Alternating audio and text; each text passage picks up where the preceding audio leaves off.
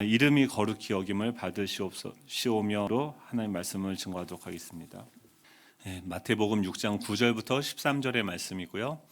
이름이 거룩히 여김을 받으시오며, 지금 주기도문 네 번째 시간으로 갖도록 하겠습니다. 우리 함께 읽도록 하겠습니다. 그러므로 너희는 이렇게 기도하라. 하늘에 계신 우리 아버지여, 이름이 거룩히 여김을 받으시오며 나라가 임하시오며 뜻이 하늘에서 이루어진 것 같이 땅에서도 이루어지이다. 오늘 우리에게 일용할 양식을 주시옵고, 우리가 우리에게 죄 지은 자를 사하여 준 것 같이 우리 죄를 사하여 주시옵고, 우리를 시험에 들게 하지 마시옵고 다만 악에서 구하시옵소서. 나라와 권세와 영광이 아버지께 영원히 있사옵나이다. 아멘. 우리 좌우에 계신 분들과 이렇게 인사하면 좋겠습니다. 닭이 아니라 독수리입니다. 네. 여러분, 거룩하다라는 단어를 들으시면 어떤 생각이 들으십니까?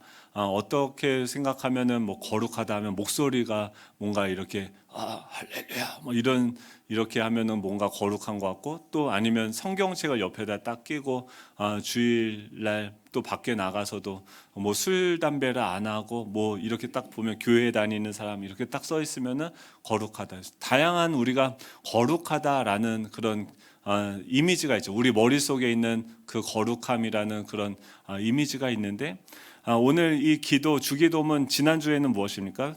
그 태풍의 눈으로 들어가라. 그러니까 하늘에 계신 우리 아버지여 라고 하면서 지금 한번 이미지를 그려보세요. 이스라엘 백성들이 상하고 지치고 아파 있는 그 사람들이 그 로마의 탄압 아래서 상처받고 모든 것을 다 빼앗기고 실패하고 낙심한 사람들이 예수님이 나타나시고 이제 메시아가 우리에게 오셨다, 우리에게 왕이 오셨다라는 그 소식을 듣고 그 산 위로 예수님이 올라가시자 그 이스라엘 백성들이 다 그 산을 향해서 예수님을 바라보고 나아가게 되어지는 거죠. 이 거룩이라는 것은 무엇이냐면 그냥 이 세상과 구별되어졌다라는 뜻이 바로 이 거룩입니다. 지금 예수님께서는 어떤 사역을 하시냐면 이스라엘 백성들을 거룩하게 하시는 사역을 하고 있죠. 어떤 방식으로 하고 있습니까? 산에서 그들에게 그 하늘의 빛의 말씀을 선포하시는 방식으로서 그들 안에 내재되어져 있는 자신 안에 굳어져 있는 그 생각들, 가치관들, 그 세계관들, 또 마음과 이 몸의 그 상처와 모든 것들이 그 말씀이 비춰짐을 통해서, 그 예수님의 말씀을 통해서 자기 존재를 확인하게 되고 내가 어떻게 살아가야 되는 존재인지를 깨닫게 되어지고, 내가 빛인 존재로서, 하나님의 아들인 존재로서 어떻게 살아가야 되는가, 하늘에 계신 우리 아버지여 라고 고백하다 보니까 내 주변에 있는 사람들이 이 사람들이 지금 다르게 보이는 거죠. 좀 전까지도 전혀 알지 못하고 다른 사람이었고 전혀 나와 상관없는 수많은 그 경계선과 그 차별, 우리를 구분짓는 수많은 벽들이 있었는데, 하늘에 계신 우리 아버지여라는 그 고백 안에 그런 차별과 구분짓는 모든 경계선들이 한 번에 사라지게 되고, 우리가 가족이구나, 하나님의 자녀구나 라고 자기 자신과 타자에 대한 인식을 새롭게 하는 그 시간들을 갖고 있는 거죠. 우리는요, 때로는 이 세상에, 이 땅에서 살아가면서 주변에 있는 것들과 비교하면서 주변의 것들을 보면서 나의 존재를 확인하고, 또 주변의 사람들이 살아가는 방식으로 우리도 그 삶의 방향을 추구하면서 살아갈 때가 있죠. 마치 그 닭장 속에 새끼 때부터 버려져 있던 그 독수리처럼, 이 독수리가 그 주변에 있는 닭들을 바라보면서 주변에 있는 사람들이 살아가는 그 삶의 방식을 보면서 나의 존재를 평가하고 규정하고 삶의 방식을 정하게 되어지는 거죠. 우리가 태어나면서 자라왔던 이 사회는 어떻습니까? 네, 괜찮습니다. 걱정 안 하셔도 됩니다. 제가 젊었을 때 너무 이렇게 열심히 살아서요, 무리하게 놀아서 폐 기능이 한쪽이 50%밖에 되지 않아요. 그러니까 폐결핵을 앓았을 때 제 몸에 주님이 저를 부르셨던 그 예수 그리스도의 부르심의 흔적이 있습니다. 그래서 기관지와 이 폐가 예전에 담배를 한 갑씩 두 갑씩 폈었어요. 그래 얼마나 은혜입니까? 제가 기침할 때마다 저런 자도 하나님이 사용하시는구나. 저렇게도 하나님이 부르시는구나 하면서 아멘 하시면서 그냥 들으시면 돼요. 이걸로 절대 죽지 않습니다. 불편하신 부분들은 좀 죄송하게 생각합니다. 너무 많은 분들이 걱정을 해주셔서 그런 저 같은 사람도 지금 이스라엘 백성들이 어디에 있었습니까? 애굽에 있었죠. 또 로마의 지배 가운데 있었죠. 애굽에 있을 때 그들은 하나님을 예배하는 것이 아니라 그 나라에, 그러니까 애굽에 있던 사람들의 세계관, 사고 구조는 어떻습니까? 날 때부터 뭐냐면은 히브리 사람들로 예를 들어보십시오. 히브리 사람들이라고 한다면은 우리가 생각하면은 원어적으로는 강을 건너온 사람이 히브리라는 뜻인데, 그 당시 애굽의 나라에서 히브리 사람이다 하면은 뭐냐면은 이 사람들은 노예다라고 하는 거예요. 히브리 사람은 노예다. 그러니까 그 나라는 어떤 구조입니까? 계급 구조가 있는 거예요. 종이 있고 제일 밑에는 종이 있고 그 위에는 백성이 있고 그 위에는 고위 관료나 아니면은 종교적인 어떤 지도자들, 사제들이 있고 그 위에 왕이 있는 거죠. 그들은 어렸을 때부터 그 지역에서 태어나고 자라면서 함께 제사를 드리고 예배를 드립니다. 그 태양신 라의 이름을 예배하고 창조의 신 아툼의 이름을 높여드리고 바람의 신 아문을 예배하면서 그들은 태어나면서 이 종교적으로 영적으로 무엇을 학습하면서 자라오냐면 이 영적인 세계에도 체계가 있구나, 계급이 있구나. 그리고 우리 바로 왕은 그 태양신 라의 아들로서 우리가 마땅히 섬겨야 되는 존재구나. 나는 그 영적인 세계의 그 계급에서 가장 하천한 비천한 존재인 그런 존재로서 나는 태어났구나. 즉 이 사람들은 세상이 부여해주는 자기 정체성을 운명이라고 생각을 하고 그것을 받아들이며 그 세상이 규정해 놓은 그 틀 안에서 평생을 살아가는 거죠. 그래서 이 히브리 사람들은 그냥 노예예요. 그냥 하루 종일 남이 나를 부리고 어떻게 이리 해라 저렇게 해라 그것에 대해서 한 번도 의심하지 않고 세상이 부여해주는 그 가치대로 자기 스스로를 평가하면서 살아가는 그런 노예, 종의 신분으로서 그 땅 가운데 살아가는 거죠. 근데 하나님은 어떻게 하십니까? 그런 그들을 그 애굽에서부터 건져내시는 거예요. 그리고 나서 어떻게 하십니까? 그들에게 새로운 신분, 그들이 원래 어떤 존재로 태어났는지 그 신의 산으로 올라가게 하시는 거예요. 여러분, 부르심이 무엇입니까?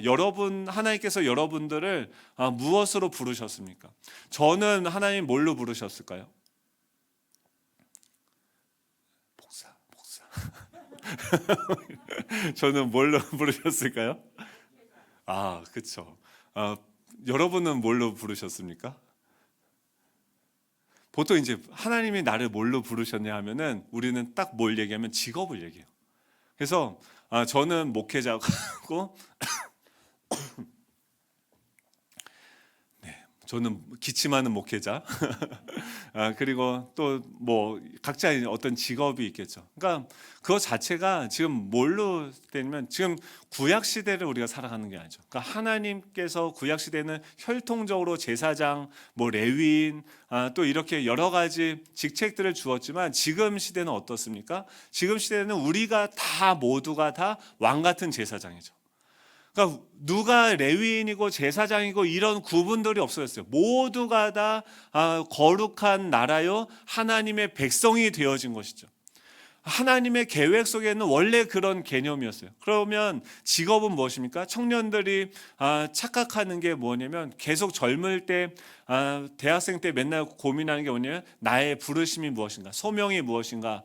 그러면서 뭘 생각하냐면 직업적인 소명을 생각을 해요. 그래서 하나님이 나에게 어떤 달란트를 줬고 자꾸 자기 자신에 대해서 뭘로 생각하냐면 기능적으로서의 나가 뭐고 이 세상 가운데 회사에 적합하냐 아니면은 어떤 뭐 연구 개발직에 적합하냐 아니면 성직자가 적합하냐 하면서 자신의 이 세상의 어떤 부품 기능으로서 자기 자기 자신을 생각하고 그것을 위해서 진로와 수많은 것들을 보면서 결국 직업적인 소명으로서 하나님의 부르심을 생각을 해요.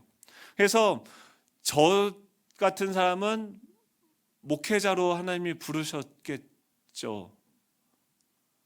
하나님이요, 저한테 너 목사 되라 한 적은 한 번도 없었던 것 같아요. 제가 왜 목사가 됐냐? 제가 좋아서 됐어요. 하나님의 그 사랑을 알아가고 그것에 감격하다 보니까, 그리고 그 하나님의 사랑, 하나님의 마음, 그러니까 하나님이 이렇게 우리에게 은혜를 주셨는데 그 하나님을 모르는 사람들이 너무 많은 거예요.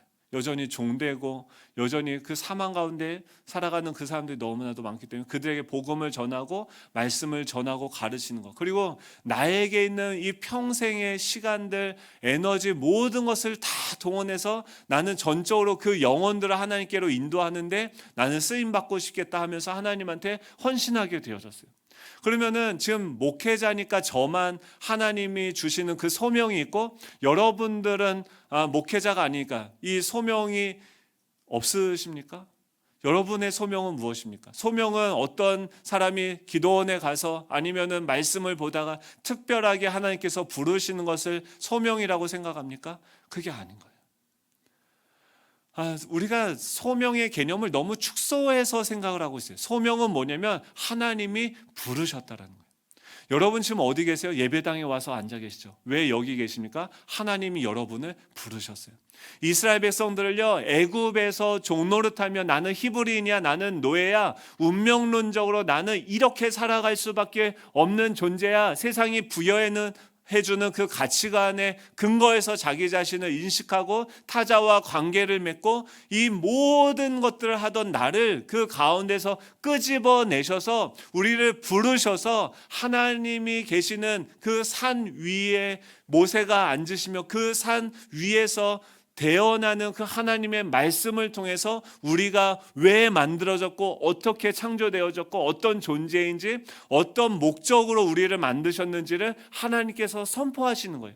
이게 무엇이냐면 우리 안에 있는 빛과 어둠을 말씀으로서 나누시고 빛을 비추사 의 어둠 가운데 하나님의 나라를 보게 하는 거예요.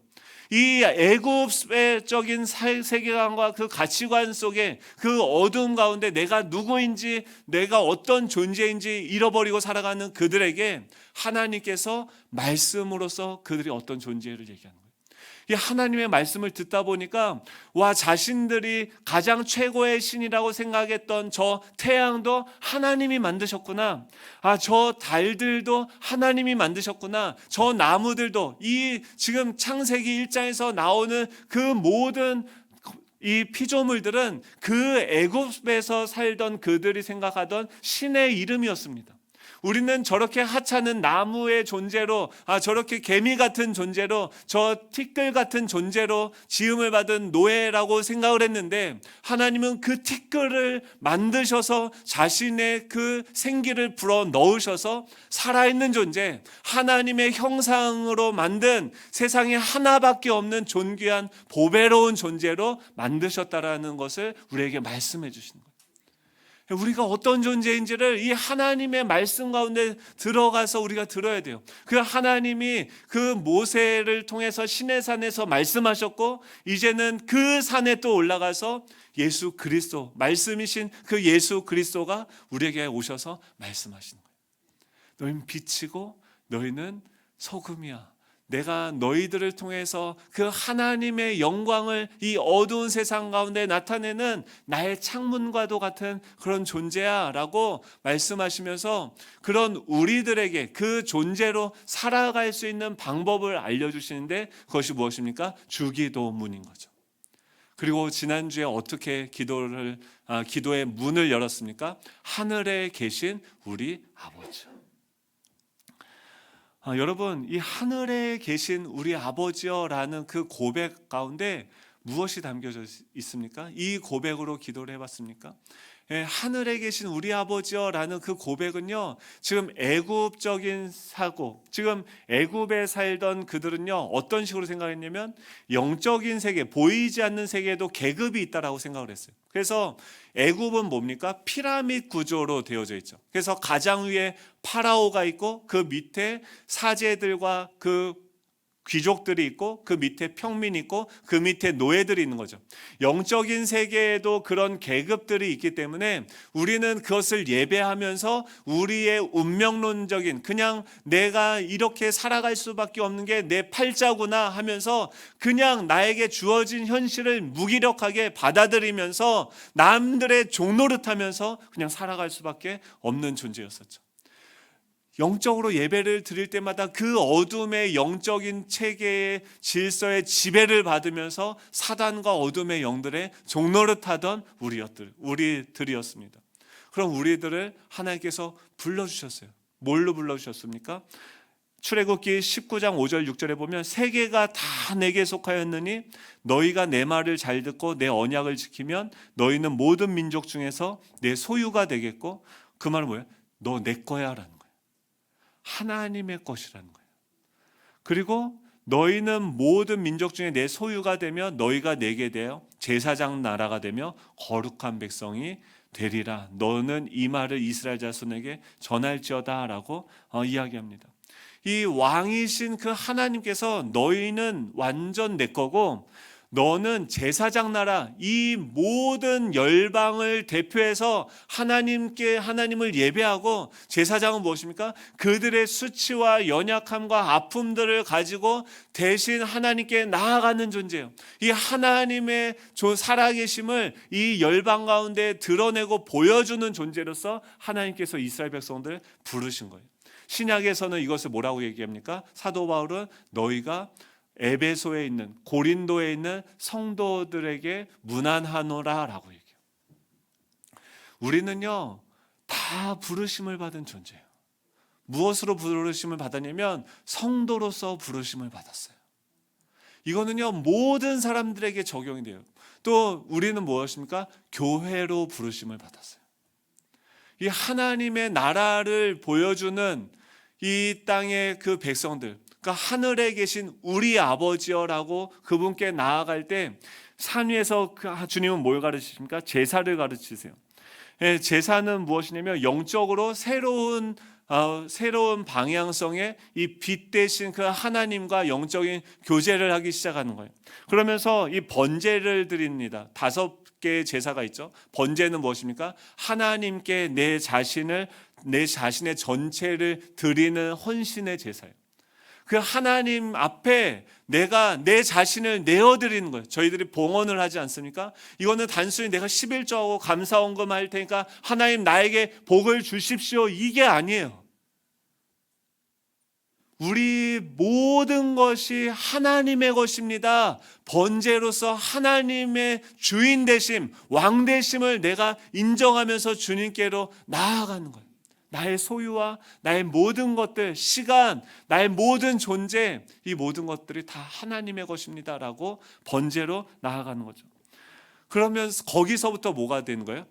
영적으로 우리 안에 얼라이어먼트가 되는 거예요. 조화가 이루어져요. 각자 추구하던 것들이 다 다르고 영적으로 교제하고 추구하던 인생의 삶의 방향들, 욕망들, 욕구들이 다 다른데 하나님께 내 자신을 드리고 주는 그리스도시요 살아계신 하나님의 아들이십니다라는 그 고백 위에 주님께서 우리를 만들어 가시는 거예요. 공동체로 만들어 가시는 거예요. 그 다음에 뭘 합니까? 소제를 드려요. 우리가 거둔 그 추수한 곡식들을 하나님 이런 물질을 우리에게 주셔서 감사합니다 라고 하면서 감사의 제사로 곡식을 하나님께 드립니다. 또 감사의 제사로 화목제를 드려요. 이제 소를 잡아서 하나님 내가 죽어야 마땅한 존재인데 하나님께서 아들을 보내주셔서 우리를 화목케 하셨으니 감사합니다 하면서 이 소를 잡고 양을 잡아서 하나님께 드리고 그것을 어떻게 합니까? 그러니까 이 제사를 드리면서 이스라엘 백성들은 다 뭐가 되는 거예요? 좀 전까지는 애굽적인 세계관에서는 왕이고 귀족이고 사제고 또 그 안에 평민이고 노예 신분으로 이 계급 사회였고 차별이 있었습니다. 근데 하늘에 계신 우리 아버지여 하면서 주님을 예배하고 그분의 이 태풍의 눈, 그분의 임재 가운데 들어갈 때 우리를 올가매고 가로짓고 구분했던 그 모든 경계와 그 벽들이 다 사라지는 거예요. 이방인이든 유대인이든 그리스도 안에서 한 새로운 피조물로서 서게 되어지는 거예요. 이게 무엇입니까? 우리가 마땅히 드릴 영적인 제사예요. 하나님께 감사하는 거예요. 근데 이 하나님을 우리가 주인으로 고백을 하니까 우리가 받은 이 모든 것이 다 뭐예요? 은혜예요. 그래서 이 사람이 추수한 거는 이 사람은 농사를 많이 져요. 많은 걸 드리겠죠. 이 사람은 적은 걸 줘요. 근데 그 작은 감사, 큰 감사가 다 모여서 우리의 감사가 되어지는 거예요. 그리고 그날은 뭐 하는 겁니까? 예배를 드릴 때 곡식 내어드린 것을 또 다 나누어 갖고 소고기를 맨날 먹어요. 양고기를 맨날 먹어요. 화목제물을 드리고 나서 그 고기는 다 어떻게 됩니까? 레위인에게도 좀 가지만 그들이 모여서 우리를 이렇게 먹이시고 입히시는 주님께 감사와 영광을 올립니다 하면서 바베큐를 굽는 거예요. 영양분이요, 부자들만 공급되는 게 아니라 다 가난하든 부유하든 다 고기 먹고 얼굴 기름져서 살아가는 거예요. 다 배가 나오진 않았을 것 같아요.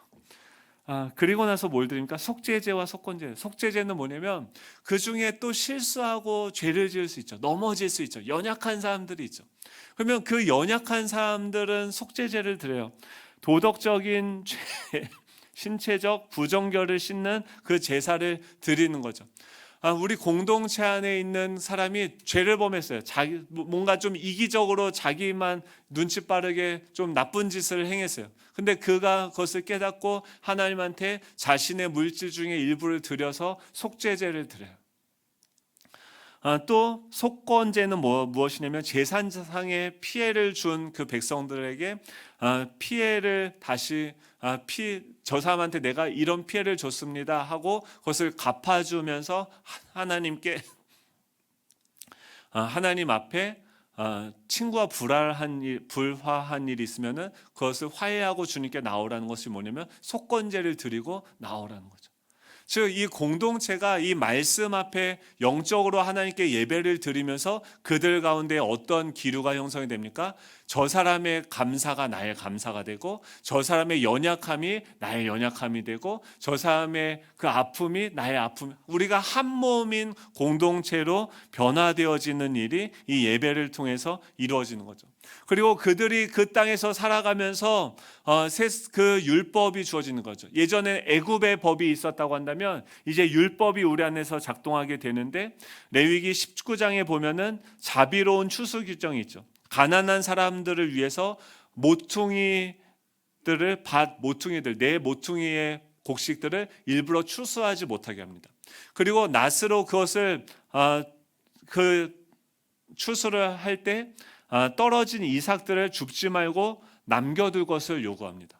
이게 왜 그러냐면 구제를 해줄 때 여러분 생각해 보면 아시겠지만 만약에 이것을 내가 다 추수를 해서 내가 누구한테 도움을 준다 라고 하면은 그게 무엇입니까? 그게 계급이 되어져요.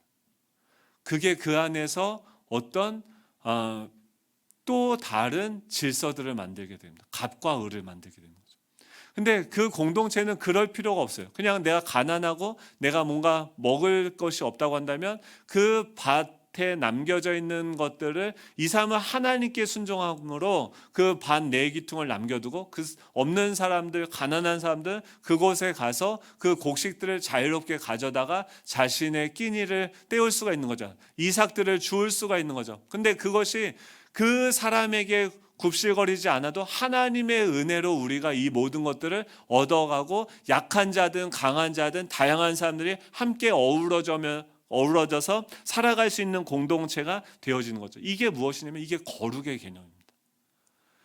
세상과는 다른 방식의 사회, 세상과는 다른 방식으로서 자신을 평가하고 인식하고 또 타자를 대하는 방법들, 이 하나님께서 성부 하나님이 성자 예수님, 성령 하나님과 어떻게 대인 관계가 아니라 대신 관계죠. 그 관계를 맺어가는지를 이 성경을 통해서, 율법을 통해서, 예수님의 말씀을 통해서 배워가고 그분들의 삶의 존재 방식을 우리 삶 가운데 채우는 것이 무엇입니까? 내가 거룩하니 너희도 거룩하라.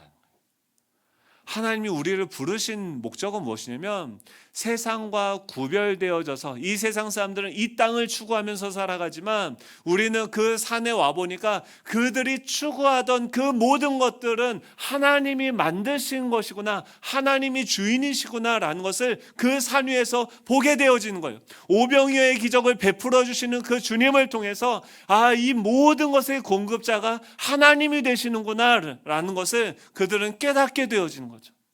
그리고 그분이 말씀하시는 존재 방식으로서 우리의 삶을 살아가는 거죠.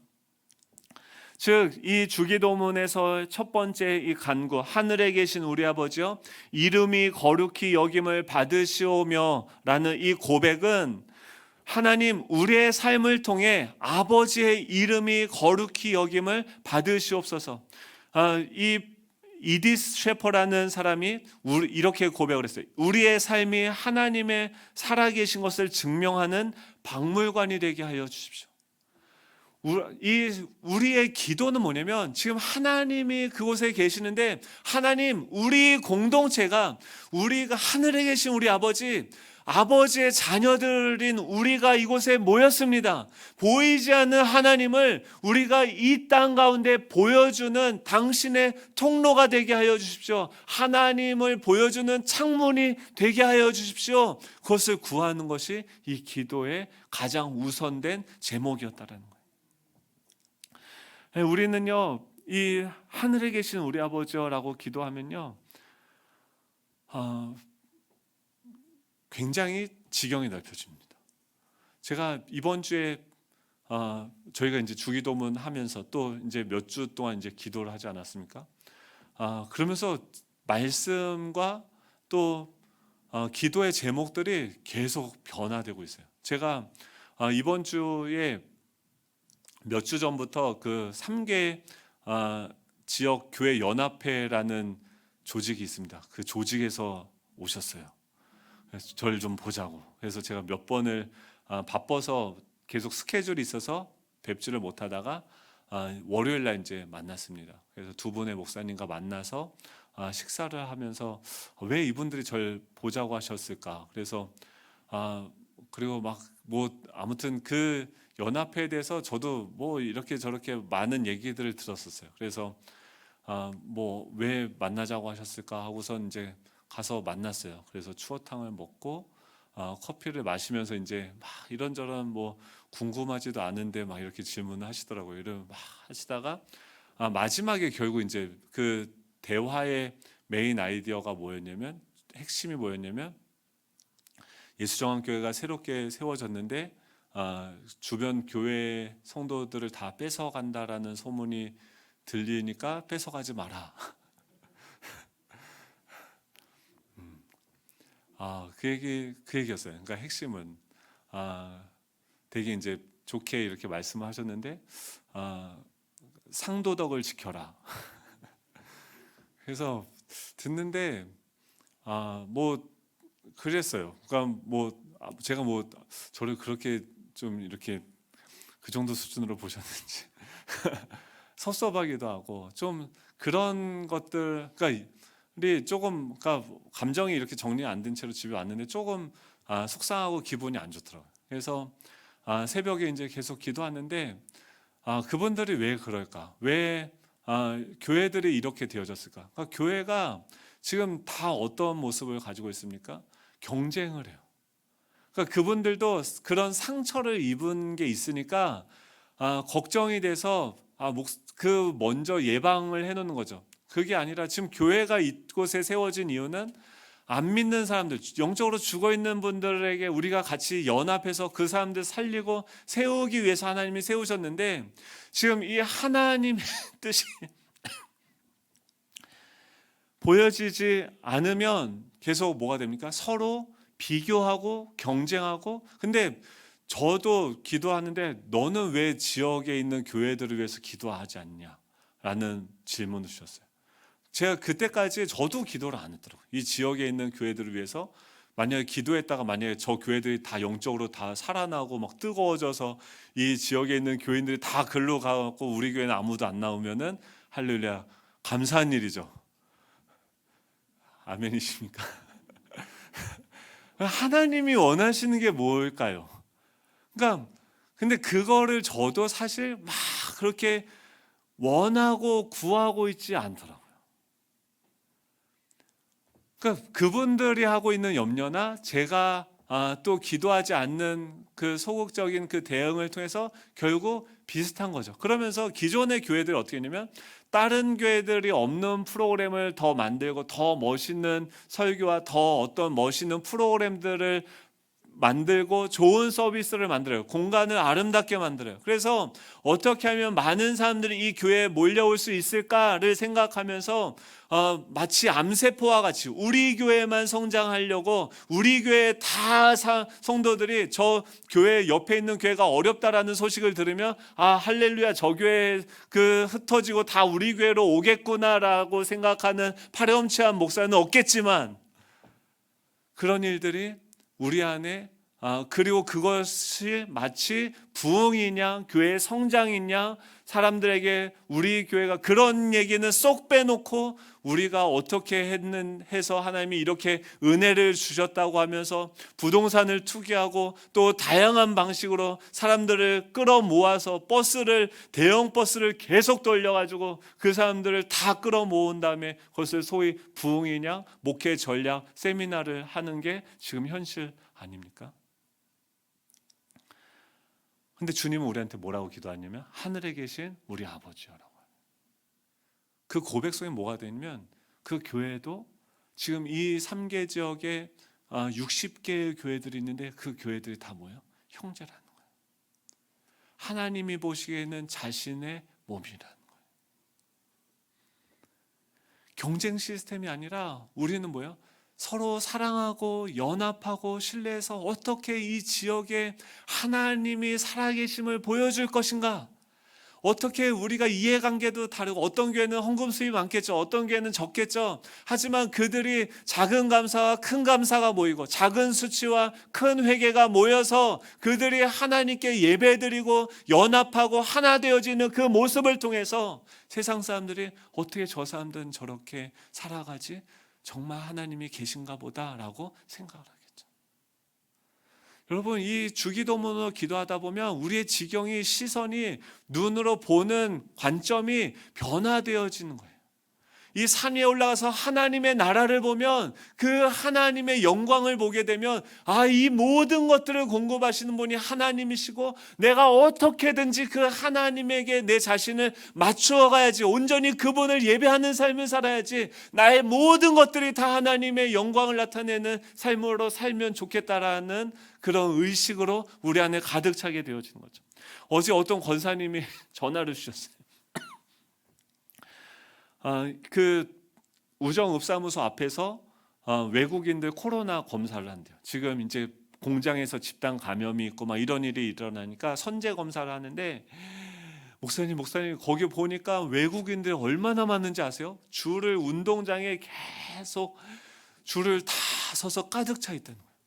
목사님 거기 가가지고 제가 제 친구들하고 가서 그 외국인들을 좀 섬길까 생각을 하다가 이 좋은 일을 우리 교회가 해야지 하면서 지금 목사님한테 감격이 돼가지고 지금 이렇게 섬길 수 있는, 사랑할 수 있는 사람들이 많이 있다라는 걸 보고서 감격해서 저한테 전화를 하신 거예요. 근데 저희가 코로나로 인해서 안타깝게도 뭐 음식물을, 커피를 제공하고 이런 것들을 할 수가 없는데 뭘 하나님이 보게 하시면 하늘에 계신 우리 아버지여 이 기도를 하게 하시면서 지금 이 지역에 얼마나 많은 공장들이 있고 그 공장 안에 외국인들이 있는지, 제가 이번 주에 신방을 가면서 새로 생긴 카페가 있대요. 그래서 거기를 갔는데 길이 꾸불꾸불 내비로 찍지 않으면 절대 못 찾아가는 그런 위치에 커피숍을 차렸는데 그 사방이 다 뭔지 아세요? 다 공장이에요. 근데 거기 가서 그걸 보면서 어떤 마음이 들었냐면 저기 다 외국인들이 있는 거예요. 우리가요 선교를 올해 우리 단기 선교를 가면 좋겠어요. 어디로 가냐면 우주선 타고 화성으로 가는 거예요. 우정읍장 하면 이 근처에 있는 그 공장들마다 다 찾아다니면서 그 외국인들을 할 일이 얼마나 많은지요. 그 사람들이 다 복음을 모르고 하늘에 계신 우리 아버지 하니까 주님이 뭘 보게 하십니까? 이 땅에 있는 나그네와 고아와 객이된 그 과부와 이 사람들을 보게 하는 거예요. 우리 시선은 어떻게 해요? 우리 시선을 거룩하게 하시는 거예요. 빛과 어둠을 나누시는 거예요. 교회 안에도 어떻습니까? 교회 안에도 교회가 계급화됐어요. 교회 안에 목사가 제일 높죠. 그리고 그다음 장로죠. 목은 예수님 목이래요. 목. 그리고 그다음에 장로, 그다음에 안수집사, 권사, 그다음에 평민이 아니라 평신도, 그다음에 성도, 뭐 이런 구분들이 있어서 교회 안에서 장로님을 세울 때도 제가 전에 이해가 안 되는 부분들이 있어요. 장로님이 충분히 될 만한 분인데 진짜 보이지 않는 데서 계속 섬기고 묵묵하게 정말 많은 일을 하시는 분인데 장로님이 이런 분이 되셔야지 하고 집사님 임직을 위해서 기도해 보십시오라고 하면은 뭐라고 얘기하면 저는 교회에 도움이 안 돼요 그래요. 그래서 아니 왜 도움이 안 된다고 그러지? 제 친구도 지금 수원에 사는 친구가 있는데 우리 교회 제가 친구가 개척했다고 하니까 우리 교회 오고 싶은데 가면은 내가 아직은 너한테 도움이 안 돼서 못 온대요. 근데 걔는 와봤자 어차피 민폐거든요. 근데 나중에도 뭐 어차피 와도 더 민폐예요. 근데 우리가 다 그런 존재 아닙니까? 서로에게 민폐 아닙니까? 근데 왜 도움이 돼야 하고 그 집사님도 그렇고 그 친구도 그렇고 도움이 된다는 게 뭘까? 나중에 하는 게 뭐냐면 장로가 된다는 것은 교회 안에서 지금 그냥 잘 섬기고 이게 계급처럼 돼서 장로가 되려면 교회 안에서 그래도 돈이 어느 정도 있고 유력해서 헌금을 뭐 하든 무슨 일이 생기면은 뭘 하고 그걸 본인이 감당하고 책임을 질 수 있는 그런 자격이 돼야지. 그러니까 이해가 돼. 그러니까 그분들이 장로님 되면 헌금을 이렇게 한번 하고 그다음부터 일을 안 하고 계속 이러고 다니는 거죠. 내가 헌금 냈다 뭐 이러면서 주여. 이게 애국적인 사고가 교회 안에 들어온 거예요. 만약 그런 구조로 본다면 하나님의 나라는 뭐예요? 하나님이 가장 낮은 곳으로 가시죠. 제자들의 발을 씻겨주시죠. 그건 종이 하는 거예요. 장로님이 더 그러면 그냥 하나님 나라는 뭡니까? 강한 자가 약한 자를 섬기는 거예요. 가진 자가 없는 자를 섬기는 거예요. 그러니까 이게 하나님 나라의 어떤 그림인데 지금 이것이 세속화되어지고 이 어둠에 자신이 자꾸 높아지려고 하는 그 사단의 그 권세가 그의 어떤 비전들이 우리 안에 어둠으로 자리 잡고 있는 것들을 이 주기도문은 어떻게 합니까? 계속해서 깨끗하게 하는 거예요. 할렐루야. 우리 교회는요 목사가 제일 낮은 직급인 줄로 믿으시기 바랍니다. 그 다음에 장로님. 우리 장로님 너무 좋으세요. 그러니까 뭐 말 안 해도 제일 굳은 일을 도맡아세요. 근데 생색도 안 내세요. 그게 교회죠. 그게 임직자죠. 그러니까 돈으로 세상은요 다 바꿔요. 그냥 친구 관계도 돈으로 다 바꿨어요. 지금 장례식 가도요 다 돈으로 해요. 예전에는 같이 울고 같이 기뻐하고 그래서 누가 좋은 일 있으면 다 와가지고 함께 도와주고 했는데 지금도 장례식 가면 함께 슬픔을 나누면서 같이 뭐 밥도 하고 했는데 지금은 그 친구들 대신에 뭐가 자리를 잡았습니까? 다 돈이 주인이 되었어요. 그러니까 다 뭘 추구하냐면 지금도 나의 부르심은 뭡니까? 돈이요. 그래서 돌아버렸어요. 주여. 우리도 잠깐 정신이 돌려고 그래요. 그럴 때 어디를 해야 돼요? 예배로 나아가야 되는 거예요. 하나님 앞에 나아가야 되는 거예요. 세상이 어두운 이유가 무엇입니까? 우리는 세상 사람들이 하나님을 모독한다고 생각하지만 성경은 그렇지 않다라고 얘기해요. 성경은 오히려 하나님의 백성 때문에 하나님의 이름이 더럽힘을 받고 있다라고 얘기합니다. 세상 사람들은요, 하나님의 존재를 알지 못해요. 그렇기 때문에 하나님을 모독할 수도 없습니다. 왜 지금 세상이 교회를 향해서 그 하나님이 계시지 않다라고 이야기하면 우리가 이 까맣게 오염이 되어져서 하나님을 보여주지 못하는 거예요. 우리라는 교회라는 이 창문이 완전히 더럽혀져서 마치 거울과 같이 그 세상을 비추고 오히려 더 탐욕스럽게 세상보다 더 세상을 추구하는 그런 존재로 타락하게 되어졌기 때문에 이 세상이 우리에게 손가락질을 하는 거죠. 사사시대에 보면 마지막에 가면 제사장 엘리의 이야기가 나옵니다. 제사장 엘리와 그 아들인 홈리와 비느하스가 나오는데 엘리와 그 아들들의 행실이 나빠져서 여호와를 알지 못하더라라고 이야기하는데 새 번역에서는 그것을 뭐라고 번역을 하냐면 엘리의 아들들은 행실이 나빴다. 그들은 주님을 무시하였다라고 이야기해요. 지금 누가 하나님을 무시하냐면 엘리라는 그 제사장과 그의 자녀들이 하나님 하늘에 계신 우리 아버지여라고 이름을 부르는 그의 자녀들이 지금 나쁜 행실을 통해서 하나님을 무시하는 거죠. 하나님이 살아 계심에도 불구하고 그 하나님을 내 삶 가운데 왕으로 받아들이지 않고 없는 것처럼 나의 탐욕을 유지하고 나의 인간적인 그 방향을 향해서 살아감으로써 하나님을 무시함으로써 하나님을 모욕하고 있는 거죠. 그 엘리의 제사장의 아들들은 주님께 바쳐지는 제물을 함부로 합니다. 함부로 대합니다. 이 모든 것들이 다 하나님의 것인데 그것을 바쳐진 제물을 갈고리를 걸어서 걸리는 건 내 것이다 라고 얘기하고 회막문에서는 수종을 드는 여인들과 동침을 하게 됩니다. 더 심각한 것은 그 27절부터 36절에 보면 하나님의 사람이 등장해서 그의 집안에 심판의 메시지를 선포합니다. 사무엘상 2장 29절에 보면 그런데 너희는 어찌하여 나의 처소에서 나에게 바치라고 명한 나의 제물과 예물을 멸시하느냐. 어찌하여 너는 나보다 내 자식들을 더 소중하게 여기며 나의 백성 이스라엘이 나에게 바친 모든 제물 가운데서 가장 좋은 것만 골라다가 스스로 살찌도록 하느냐 하고 이 저주하고 심판의 말을 하는데 2장이 끝나고 3장이 지나도록 이 엘리는요 아무 반응도 없고 회개도 하지 않습니다. 하나님의 심판은 무엇이냐면 사무엘상 3장 1절에 보면 아이 사무엘이 엘리 앞에서 여호와를 섬길 때에는 여호와의 말씀이 희귀하여 이상이 흔히 보이지 않았더라라고 얘기해요. 하나님의 심판은 뭐냐면 우리가 하나님의 이름을 거룩하게 여기지 않고 하나님을 하나님으로 여기지 않을 때 하나님은 천둥과 번개로 우리를 심판하시는 것이 아니라 여러 사람을 통해 다양한 사건을 통해 거듭 경고하시는에도 불구하고 어느 순간부터는 더 이상 깨달음도 없고 하나님의 말씀을 듣고 도전이 되지도 않고 감격도 되어지지 않는 무감각의 상태, 영적인 문둥병이 걸리는 그런 심판의 상태에 내버려지게 되는 거죠. 더 이상 들려오는 말씀도 없습니다. 마음에 와서 부딪히는 것도 사라져 버립니다. 더 이상 하나님의 음성은 나에게 들려지지 않습니다. 하나님의 침묵이 나타나기 시작해요. 그게 무엇이냐면 400년 동안 이스라엘 백성들이 로마의 지배 가운데 있었던 시간들이었어요.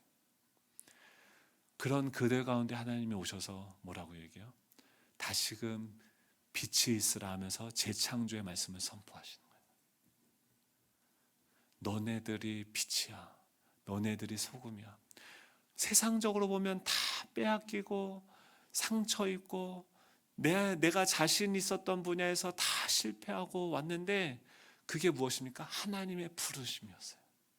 내가 추구하던 우상들을 하나님이 다 뺏어가고 다 부시고 하나님이 그 사랑과 은혜의 손길이 우리 편에 보면 다 상실이고 애통이고 아픔이었어요. 근데 그분 앞에 오니까 모든 것을 다 잃어버린 것 같은데 하나님 앞에 오니까 하나님이 나를 위해서 모든 것을 예배해 두는 것이 보여지는 거예요. 그리고 이렇게 기도하라는 거예요. 하늘에 계신 우리 아버지, 아버지의 이름이 거룩히 여김을 받으시오며. 우리가 거룩히 여김을 받으시는 것은 뭐냐면, 모든 오늘 하루 삶을 살아가면서, 우리 찬양할 텐데요, 우리 세상을 살아가면서 모든 산을 보고 하늘에 있는 새들을 보고 이 땅에 있는 모든 피조물들이 자라가는 것을 보면서 무엇을 하는 거예요? 그분을 발견하고 즐거워하고 고백하는 거예요. 와, 여러분, 저 땅을 바치고 있는 수많은, 저 밭에 있는 그 수많은 미생물들의 아름다움이 보이십니까? 여러분, 우리가 맨날 버리는 그 쓰레기들을 분해하는 그 수많은 미생물들이 보이세요? 하나님이 얼마나 활발하게 우리에게 여전히 생산자가 되어서, 그 수많은 식물들, 수많은 동물들이 생산자가 되어서 우리에게 생명을 나누어 주고 있는 그 신비한 은혜를 알고 계십니까? 우린 뭐예요? 그 땅에서 소비자가 되어서 아무것도, 모든 것들을 다 하나님의 은혜로 섭취하고 있음에도 불구하고 내 힘으로 살고 있다라고 이 교만의 극치인 말을 하는 거죠. 나밖에 모른다라고 하는 거죠. 우리를 둘러싼 모든 피조세계는 다 같이 더불어 서로를 위해서 자신을 내어주는 방식으로 살아가고 있는데, 인간만이 암세포처럼 나 혼자 내 힘으로 내가 그 모든 것들을 이루었다라고 이야기하죠. 하나님이 우리를 부르세요. 내가 널 창조했고 내가 널 만들었고 너 내 사랑하는 아들이야. 내가 널 책임질 거고 지금까지 그래왔듯이 내가 널 공급할 거야. 이제 넌 나의 명예를 위해서 이 땅 가운데서 살아가 보지 않겠냐. 살아계신 하나님이 나의 아버지이십니다라는 것을 이 땅 가운데, 이 어두운 세상 가운데 살아가는 잃어버린 그 영혼들에게 나의 존재를 보여주는 창문으로 살아가고 싶지 않냐? 그것을 나에게 나와서 구하라, 찾으라, 두드리라. 주님이 우리를 부르고 계세요. 여러분, 어떻게 하시겠습니까? 어떤 기도를 올리시겠습니까? 주여, 우리의 삶을 통해서 하나님의 이름이 거룩히 여김을 받아 주십시오. 하나님이 우리에게를 얼마나 사랑하시는지, 우리를 어떻게 존귀하게 대하시는지, 그것이 우리의 삶이 되게 하여 주십시오. 우리 다 같이 일어나셔서 우리 수많은 무리들 줄지어 그분을 보기 위해 따르는 그분의 임재 가운데 들어가기 원합니다. 그분의 존재가 우리의 기도에 가장 우선되고 우리의 기도의 우선순위 제목이 되기 원합니다. 그분을 닮아가게 하여 주시옵소서. 우리 함께 기도하는 마음으로 찬양하며 나아가도록 하겠습니다.